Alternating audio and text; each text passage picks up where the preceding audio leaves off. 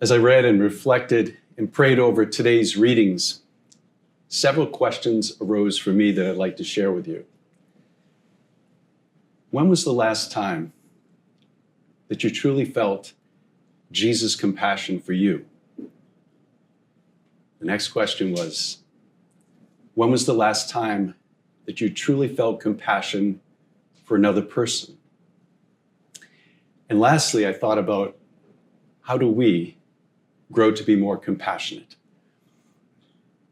We've just heard, when Jesus saw the vast crowd, his heart was moved with pity for them.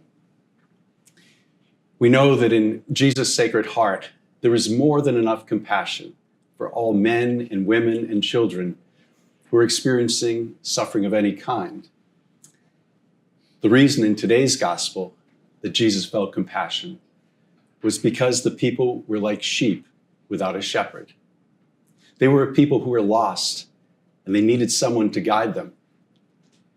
And Jesus knew what this could lead to if there wasn't a good shepherd to lead them. In the passage just before this account, Jesus and his disciples were tired. They were tired from preaching and healing people for days. And so they set off by boat to a deserted place. They needed to recharge their batteries. However, word got out, and the people ran by foot, and they beat them there. They got there before Jesus and the disciples. So it made me think, just imagine, you've had a long week. It could be at work, it could be at school, it could have been over this holiday period hosting guests. And you make plans to get away, to rest, to recover. And suddenly you're confronted by your coworkers, your classmates, or your house guests at the very place that you went to recharge. How would you react? I know how I'd react.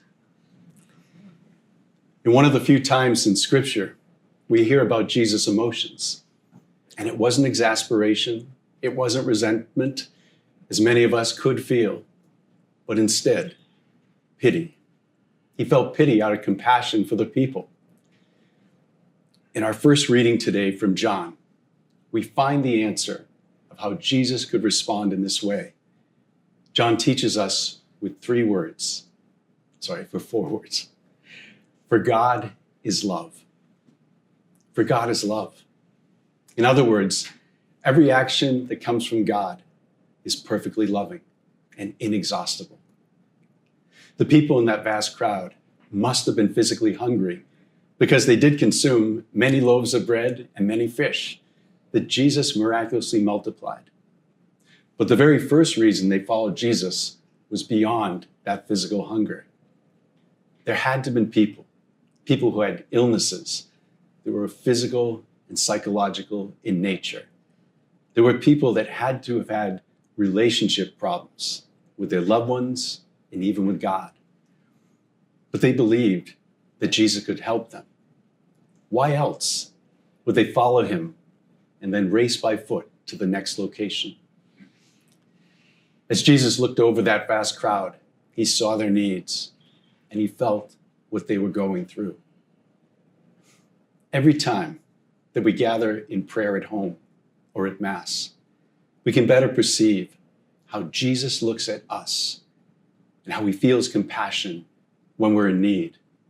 Whether we're hurting, whether we're confused or lost, even when we're pridefully defiant, Jesus looks upon us with pity, and he wants to teach us all that he taught that crowd. And after he had taught them, he did provide for their physical hunger. And he did so in a way that prefigures the Eucharist that we will celebrate at this Mass. In fact, the gospel account from Mark with Jesus, if you think about it, it parallels the liturgy of the Word and the liturgy of the Eucharist, in which Jesus nourishes our body and soul at every Mass. My brothers and sisters, Jesus looks upon us all each day, and he does so unceasingly. Our awareness of his compassion for us is only limited by our willingness to seek him. And when we do, it is then we become more like him and better able to care about and for others. And it is in imitation and through the grace of Jesus that we do grow in compassion, in the big and the small ways that we give to one another. May God bless you and your families this holy day as we thank God for his compassion and pray for the grace to share it with those in our lives.